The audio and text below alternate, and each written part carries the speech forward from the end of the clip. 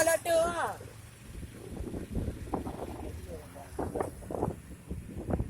Ya, yang lain ni tahu ke kamu mandang empat.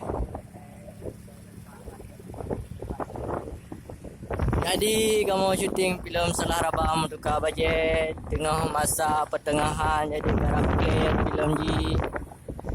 Ya bagi semua yang sabar menunggu ya, naik mobil lagi tarik motor juga deh.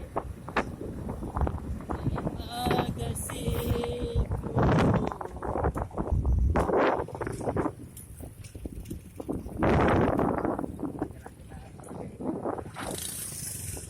Begitu padatnya Kota Losmoe. Inilah yang dinamakan Kota Losmoe. Siapa yang